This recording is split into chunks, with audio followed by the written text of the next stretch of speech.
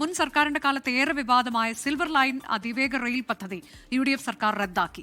പദ്ധതി പ്രദേശങ്ങളിൽ സ്ഥാപിച്ച മഞ്ഞക്കുറ്റികൾ മാറ്റാൻ റവന്യൂ വകുപ്പിന് നിർദ്ദേശം നൽകിയെന്ന് മന്ത്രിസഭാ യോഗത്തിന് ശേഷം മുഖ്യമന്ത്രി VD സതീശൻ പറഞ്ഞു.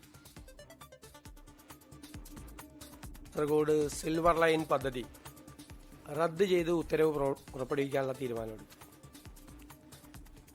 പ്രസ്തുത പദ്ധതിക്കായി ഭൂമി ഏറ്റെടുക്കുന്നതുമായി ബന്ധപ്പെട്ട് പുറപ്പെടുവിച്ചിട്ടുള്ള എല്ലാ വിജ്ഞാപനങ്ങളും റദ്ദ് ചെയ്യാൻ തീരുമാനിച്ചു. ഡീനോട്ടിഫിക്കേഷൻ. പിന്നെ പദ്ധതിക്ക് വേണ്ടി സ്ഥാപിച്ചിട്ടുള്ള മഞ്ഞക്കുറ്റികൾ അത് നീക്കം ചെയ്യുന്നതിന് റവന്യൂ വകുപ്പിന് നിർദ്ദേശം നൽകിയിട്ടുണ്ട്. നീക്കം ചെയ്യാം, മഞ്ഞക്കുറ്റികളെല്ലാം മാറ്റും. സിൽവർ ലൈൻ സമരവുമായി ബന്ധപ്പെട്ട വിവിധ കോടതികളിലും പോലീസ് സ്റ്റേഷനുകളിലും ഒക്കെ നിലനിൽക്കുന്ന കേസുകൾ അത് ആഭ്യന്തര വകുപ്പ് അത് പരിശോധിച്ച് ആ കേസുകൾ പിൻവലിക്കാൻ വേണ്ടിയിട്ടുള്ള അതിനുള്ള ശുപാർശ കോടതിക്ക് മുൻപാകെ നമ്മൾ സമർപ്പിക്കാൻ തീരുമാനിച്ചു. സിൽവർ ലൈൻ വിരുദ്ധ സമരത്തിൽ പങ്കെടുത്തവർക്കെതിരായ കേസുകൾ റദ്ദാക്കാൻ സർക്കാർ ശുപാർശ ചെയ്യും. ഇതോടെ കോട്ടയം മാടപ്പള്ളിയിൽ നടത്തിവന്ന കേരയിൽ വിരുദ്ധ സമരത്തിന് അവസാനമായി.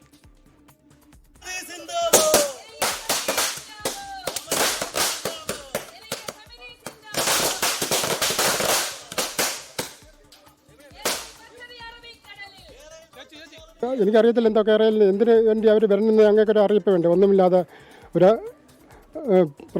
യുദ്ധാടിസ്ഥാനത്തിൽ വരുന്ന കണക്ക് പട്ടാളക്കാർ വരുന്ന കണക്ക് വന്നു. അതിനുശേഷമാണ് ഞാൻ പോയി പെട്രോൾ എടുത്തത്. എന്തിനാണെന്ന് എനിക്കറിയത്തില്ല. എനിക്കൊരു അറിയിപ്പ് വേണ്ടേ. ഞാൻ ഈ വീട്ടിൽ കരമടച്ച് ജീവിക്കുന്ന ഒരു വ്യക്തിയല്ലേ. എനിക്കൊരു മുന്നറിയിപ്പില്ലായിരുന്നു. ഞാൻ അതുകൊണ്ടാണ് എന്തിനാണെന്നറിയാൻ ഏതാണ് ഞാൻ ഭയന്നാണ് ഞാൻ എന്നെ എന്തോ ചെയ്യാൻ പോകുന്ന രീതിയിലാണ്. ഇപ്പം വളരെ ചാരിതാർത്ഥ്യമുണ്ട്. ഈ നാടിനെ ഈ ദുരന്തത്തിൽ നിന്ന് രക്ഷിച്ചതിന് VD സതീശന് എന്ന മുഖ്യമന്ത്രിക്ക് ഞങ്ങൾ വളരെ ആദരവോടെ ഞങ്ങൾ നന്ദി പറയുക. പുതിയ മന്ത്രിസഭ വന്ന് ഞങ്ങൾക്ക് ഇതേ കണക്ക് സമാധാനമായിട്ട് ജീവിക്കാനുള്ള അവസരം തന്ന ഗവൺമെൻറ്റിന് എല്ലാ പിന്തുണയും ഇനിയും ഉണ്ടാകുമെന്ന് പറയുന്നു. ഒരു ജീവൻ മരണ പോരാട്ടമാണ് ഇവിടെയുള്ള ജനങ്ങളെല്ലാം നടത്തിയത്. എന്തായാലും അവർക്കിത് നല്ല പദ്ധതിയല്ല എന്ന് മനസ്സിലാക്കിയത് കൊണ്ടാണല്ലോ അവരിത് പിന്മാറിയത്. അത് പിണറായി ഗവൺമെൻറ്റിന് അത് മനസ്സിലായില്ല. അവർ ജനങ്ങളെ ദ്രോഹിക്കാനായിട്ട് ഇറങ്ങിയതിൻ്റെ ഫലമാണ് അവർക്ക് കിട്ടിയത്. ഇത് ഞങ്ങളെ അത്രയും കൂടുതൽ കഷ്ടപ്പെടുത്തുകയും ഏതാണ്ട് ഒരു വർഷത്തിൽ കൂടുതൽ ജീവിക്കാൻ അനുവദിക്കാതെ എന്ന് പറഞ്ഞാൽ ഭയങ്കരമായ 44-45 ഡിഗ്രി ടെമ്പറേച്ചറിൽ ഞങ്ങളിവിടെ ഇവിടുന്ന് കൊല്ലത്തുനിന്ന് തിരുവനന്തപുരം വരെ പല ദിവസമാണ് ജാഥയ്ക്കും ഇതിനുമായിട്ടൊക്കെ പോയത്. അത്രയും കൂടുതൽ കഷ്ടപ്പെട്ട് അത്രയും കൂടുതലെന്ന് പറഞ്ഞു കഴിഞ്ഞാൽ എല്ലാവരെയും ഈ പറയുന്ന കണക്ക് കിടപ്പാടം പോലും നഷ്ടപ്പെടുമെന്നുള്ള ഒരവസ്ഥയിലായിരുന്നു. അപ്പോൾ ഇതിലും വലിയൊരു സന്തോഷം എന്ന് പറഞ്ഞു കഴിഞ്ഞാൽ വലിയ സന്തോഷമാണ്. ദിവസങ്ങൾ ഉറക്കങ്ങൾ പോയെന്നറിയാം. ഞാൻ ഉറക്കം കളഞ്ഞ് ജീവിച്ച ദിവസങ്ങളുണ്ട്, ഒരുപാട് ദിവസങ്ങൾ. അങ്ങനെ ഞങ്ങൾ ഇവിടെ ഇല്ലായിരുന്നു, ഞങ്ങൾ ഡൽഹിയിലായിരുന്നു. അവിടുന്ന് ഇതറിഞ്ഞുകൊണ്ടാണ് നമ്മൾ ജോലിയും കളഞ്ഞ് എല്ലാം കളഞ്ഞിട്ട് ഓടി വന്നത്. വീട് വെച്ചിട്ട് തിരുവനന്തപുരത്ത് അജ്മൽ ദിറാർ വിശദാംശങ്ങളുമായി. അജ്മൽ, മാസങ്ങൾ നീണ്ട സമര പരമ്പരകൾ, പ്രതിഷേധങ്ങൾ, ഇപ്പോൾ പുതിയ മന്ത്രിസഭ അധികാരമേറ്റ രണ്ടാം മന്ത്രിസഭാ യോഗത്തിൽ തന്നെ ഈ പദ്ധതി വേണ്ട എന്ന് വയ്ക്കുന്നു. കൂടാതെ ഭൂമി ഏറ്റെടുത്തുകൊണ്ടുള്ള വിജ്ഞാപനം അത് റദ്ദാക്കുന്നു. സമരസമിതി പ്രവർത്തകർക്കെതിരായ കേസുകൾ റദ്ദാക്കാൻ ശുപാർശ നൽകുന്നു. അങ്ങനെ വളരെ പ്രധാനപ്പെട്ട തീരുമാനങ്ങൾ ഉണ്ടായി. അതിനെ സുസ്വാഗതം എന്ന് പറഞ്ഞുകൊണ്ട് സമരസമിതി പ്രവർത്തകർ രംഗത്തേക്ക് എത്തുകയാണ്.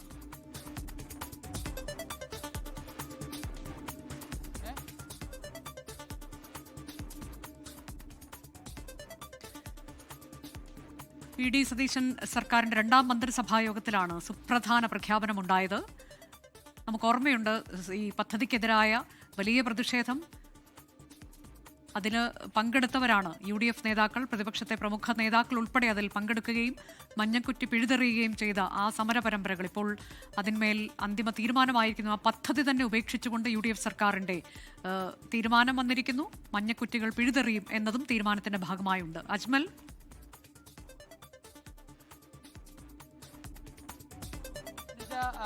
ഈ ഒന്നാം പിണറായി സർക്കാരിന്റെ കാലത്ത് DPR തയ്യാറാക്കുകയും രണ്ടാം പിണറായി സർക്കാരിന്റെ കാലത്ത് പൂർവാധികം ശക്തി പ്രാപിച്ച് മുന്നോട്ട് പോവുകയും ചെയ്ത തിരുവനന്തപുരം മുതൽ കാസർഗോഡ് വരെയുള്ള 529 കിലോമീറ്റർ 4 മണിക്കൂർ കൊണ്ട് യാത്ര ചെയ്യാനാകുന്ന ഒരു അർദ്ധ അതിവേഗ റെയിൽ പദ്ധതി, സിൽവർ ലൈൻ പദ്ധതി എന്ന് പേരിട്ട് വിളിച്ച പദ്ധതിയാണ് ഇന്ന് UDF സർക്കാർ റദ്ദാക്കിക്കൊണ്ടുള്ള പ്രഖ്യാപനം വന്നിരിക്കുന്നത്. ഈ പദ്ധതിക്ക് റദ്ദാക്കിക്കൊണ്ട് രണ്ടാമത് ചേർന്ന മന്ത്രിസഭ, അതായത് പുതിയതായി അധികാരമേറ്റ UDF സർക്കാരിന്റെ രണ്ടാം മന്ത്രിസഭ തന്നെ തീരുമാനമെടുത്തിരിക്കുന്നു എന്നത് ഈ സമരങ്ങളുമായി മുന്നോട്ട് പോയ സമരസമിതികളെ സംബന്ധിച്ചിടത്തോളം ഏറ്റവും ആശ്വാസം നൽകുന്ന ഒരു കാര്യമാണ്. എന്നാൽ UDF സർക്കാർ പ്രഖ്യാപിച്ച വളരെ പ്രധാനപ്പെട്ട 3 പ്രഖ്യാപനങ്ങളിൽ ഒന്ന് ഈ പദ്ധതിയുമായി സർക്കാർ ഇനി മുന്നോട്ട് പോകില്ല, ഇത് പൂർണ്ണ തോതിൽ റദ്ദാക്കുന്നു എന്നുള്ളതാണ്.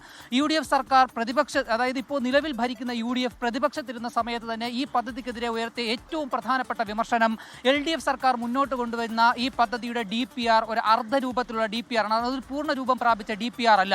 കേരളം പോലൊരു സംസ്ഥാനത്തിന് ഒരിക്കലും യോജിച്ച ഒരു പദ്ധതിയല്ല കേരയിൽ പദ്ധതി. അതോടൊപ്പം തന്നെ കേരളം പോലൊരു സംസ്ഥാനത്തെ മതിൽ കെട്ടി വേർതിരിക്കുകയും 20,000-ഓളം വരുന്ന കുടുംബങ്ങളെ വഴിയാധാരമാക്കുകയും ചെയ്യുന്ന ഈ പദ്ധതിയുമായി സർക്കാർ മുന്നോട്ട് പോകരുതെന്നും നിരവധി പാരിസ്ഥിതിക പ്രശ്നങ്ങൾ ഉണ്ടാകുമെന്നും എന്ന് ആരോപിച്ച അതേ UDF തന്നെ അധികാരത്തിലെത്തുമ്പോൾ അവർ ആദ്യം ചെയ്യുന്നത് ഈ പദ്ധതി റദ്ദാക്കുന്നു എന്നുള്ളതാണ്. രണ്ടാമതായി ഈ പദ്ധതിയുടെ ഭൂസർവേയുമായി മുന്നോട്ട് പോയ LDF സർക്കാർ മഞ്ഞക്കുറ്റികൾ സ്വകാര്യ ഭൂമികൾ കയ്യേറി സ്ഥാപിക്കാൻ തുടങ്ങിയതിനെതിരെ ഉയർന്ന ജനകീയ പ്രതിഷേധങ്ങളെ മറികടക്കാൻ കേസുമായി സർക്കാർ മുന്നോട്ട് പോയപ്പോൾ ആ സ്റ്റേഷനുകളിലും കോടതികളിലും നിലനിൽക്കുന്ന കേസുകളെ പുതിയതായി അധികാരത്തിലെത്തിയ UDF സർക്കാർ റദ്ദ് ചെയ്യുകയും അത് പിൻവലിക്കുകയും ചെയ്യാൻ ശുപാർശ ചെയ്യുമെന്നുമുള്ള ഒരു പ്രഖ്യാപനവും ഇന്ന് സമരത്തിൽ പങ്കെടുത്ത പൊതുജനങ്ങളെയും സമരസമിതിയിലെ അംഗങ്ങളെയും ഏറ്റവും കൂടുതൽ ആശ്വാസം നൽകുന്ന ഒരു കാര്യമായി മാറിയിരിക്കുകയാണ്.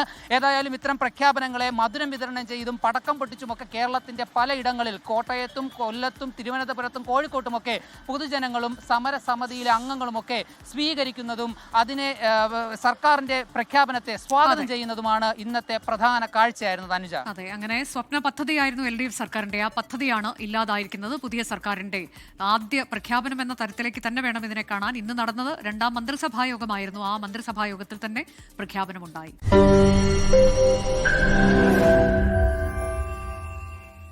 ലോകത്തെവിടെയായാലും ഏത് സമയത്തും 24 വാർത്തകളും ഓഗ്മെന്റഡ് റിയാലിറ്റി പാക്കേജുകളും എക്സ്പ്ലെയിനറുകളും വിശദമായി കാണാൻ ഞങ്ങളുടെ YouTube ചാനൽ നിങ്ങൾക്ക് സബ്സ്ക്രൈബ് ചെയ്യാം.